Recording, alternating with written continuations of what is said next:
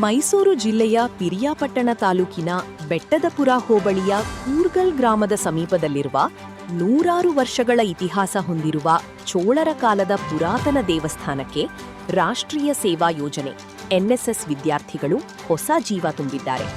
Christ college, Srirampura, Mysuru ಹಾಗೂ ಪಿರಿಯಾಪಟ್ಟಣದ Pushpa English ಮಾಧ್ಯಮ ಶಾಲೆಯ ರಾಷ್ಟ್ರೀಯ ಸೇವಾ ಯೋಜನೆಯ ವಿದ್ಯಾರ್ಥಿಗಳು ದೇವಸ್ಥಾನದ ಸುತ್ತಮುತ್ತ ಸ್ವಚ್ಛತಾ ಕಾರ್ಯವನ್ನ ಕೈಗೊಂಡರು. ಕಾಲೇಜಲ್ಲಿ ಎನ್ಎಸ್ಎಸ್ ಆಫೀಸರು ಮತ್ತು ನಾನು ಇಲ್ಲಿ ನಮ್ಮ ಊರು ಬಂದು ಕೂರ್ಗಲ್ಲು ಮತ್ತು ಈ ಬೆಟ್ಟದ ಬಗ್ಗೆ ಒಂದಿಷ್ಟು ನನಗೆ ಪರಿಚಯ ಇರೋದ್ರಿಂದ ನಾನು ಇಲ್ಲಿ ಸ್ಥಳಗಳನ್ನ ನೋಡಿರೋದ್ರಿಂದ ನಮ್ಮ ಊರಿನ ಎಲ್ಲೆನಲ್ಲಿ ಒಂದು ಸ್ಥಳ ಇರುವಂಥದ್ದು ಇಂಥ ಒಂದು ಕೆಲಸವನ್ನು ನಾನು ಮಾಡಲಿಲ್ಲ ಅಂತಂದರೆ ಎನ್ಎಸ್ಎಸ್ ಆಫೀಸರ್ ಆಗಿ ಅದು ಸಾರ್ಥಕ ಅಂತ ಅನಿಸಲ್ಲ. ಸೊ ಹಾಗಾಗಿ ನಮ್ಮ ಈ ಐತಿಹಾಸಿಕ ಕಟ್ಟಡವನ್ನು ನಾವು ಸಂರಕ್ಷಣೆ ಮಾಡಬೇಕು, ಇದು ಎನ್ಎಸ್ಎಸ್ನ ಒಂದು ಭಾಗ ಅಂತ ನಮಗೆ ಗೊತ್ತಿತ್ತು. ಹಾಗಾಗಿ ನಮ್ಮ ಕಾಲೇಜಿನ ಮ್ಯಾನೇಜ್ಮೆಂಟು ಮತ್ತು ಪುಷ್ಪಶಾಲೆಯ ಸಹಕಾರ ಇದೆಲ್ಲ ತಗೊಂಡು ಇಂಥ ಒಂದು ಕೆಲಸವನ್ನು ಮಾಡಿದ್ದೀವಿ.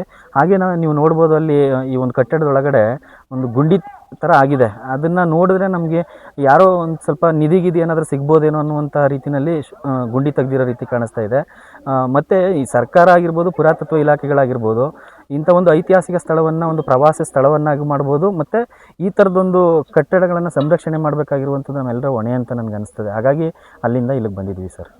ನನಗೆ ಒಂದಿಷ್ಟು ಕತೆ ಅಂದರೆ ಹಿಂದಿನ ಹಿರಿಯವರೆಲ್ಲ ಹೇಳ್ತಿದ್ರು. ಅದನ್ನು ನೋಡಿದ್ರೆ ಮೊದಲು ಚೋಳರು ಇಲ್ಲಿ ಬೆಟ್ಟದ ಮೇಲೆ ಇದ್ದರು, ಅದಾದಮೇಲೆ ವಿಜಯನಗರ ಸಾಮ್ರಾಜ್ಯದವರು ಬಂದು ಆಕ್ರಮಿಸ್ಕೊಂಡ್ರು ಅಂತ ಹೇಳ್ತಿದ್ರು ಸರ್. ಅದನ್ನು ಒಂದಿಷ್ಟು ತಿಳ್ಕೊಂಡಿದ್ದೀನಿ. ನನ್ನ ಹೆಸರು ಲಾವಣ್ಯ ಅಂತ. ನಾನು ಫೈನಲ್ ಇಯರ್ BCA ಮಾಡ್ತಾ ಇದ್ದೀನಿ, ಕ್ರೈಸ್ಟ್ ಕಾಲೇಜ್ ಶ್ರೀರಾಂಪುರದಲ್ಲಿ. ನಾವಿವತ್ತು ಶ್ರೀರಾಂಪುರದಿಂದ ಬೆಟ್ಟದಪುರಕ್ಕೆ ಬಂದಿದ್ದೀವಿ. ಲಕ್ಕೂರು ಗ್ರಾಮದಲ್ಲಿ ಇರುವಂತಹ ಇಂಥ ಐತಿಹಾಸಿಕ ಕಟ್ಟಡವನ್ನು ಕ್ಲೀನ್ ಮಾಡೋಕ್ಕೆ ಬಂದಿದ್ದೀವಿ. ಇದರಿಂದ ಗ್ರಾಮಸ್ಥರಿಗಾಗಲಿ ಅಥವಾ ನಮ್ಮ ನೇಷನ್ಗೆ ನಾವು ಸಪೋರ್ಟ್ ಮಾಡ್ತಾ ಇದ್ದೀವಿ. ನಮ್ಮ ಕೈಲಾದಷ್ಟು ಕೆಲಸಗಳನ್ನ ಮಾಡ್ತಾ ಇದ್ದೀವಿ. ಇದಲ್ಲದೆ ನಾವು NSS ಕಡೆಯಿಂದನೂ ತುಂಬ ಕೆಲಸಗಳನ್ನ ಮಾಡಿದ್ದೀವಿ ಇದುವರೆಗೂ. ನಮ್ಮ ಜೊತೆ ಸ್ಕೌಟ್ ಆ್ಯಂಡ್ ಗೈಡ್ಸ್ ಹಾಗೂ NSS ಪುಷ್ಪಾ ಗೌರ್ಮೆಂಟ್ ಅವರು ಕೂಡ ಬಂದು ನಮ್ಮನ್ನ ಕೈ ಜೋಡಿಸಿದ್ದಾರೆ. ದೇವಸ್ಥಾನದ ಆವರಣದಲ್ಲಿ ಬೆಳೆದಿದ್ದ ಗಿಡಗಂಟಿಗಳು ಮತ್ತು ಪೊದೆಗಳನ್ನು ತೆರವುಗೊಳಿಸಿ ಪ್ಲಾಸ್ಟಿಕ್ ಕವರ್ಗಳು, ಬಾಟಲಿಗಳು ಹಾಗೂ ಇತರ ತ್ಯಾಜ್ಯವನ್ನ ಸಂಪೂರ್ಣವಾಗಿ ಸ್ವಚ್ಛಗೊಳಿಸಿದರು. ಹಲವು ವರ್ಷಗಳಿಂದ ನಿರ್ಲಕ್ಷ್ಯಕ್ಕೊಳಗಾಗಿದ್ದ ಈ ಐತಿಹಾಸಿಕ ದೇವಾಲಯಕ್ಕೆ ವಿದ್ಯಾರ್ಥಿಗಳ ಶ್ರಮದಿಂದ ಹೊಸ ರೂಪ ದೊರೆತಿದೆ.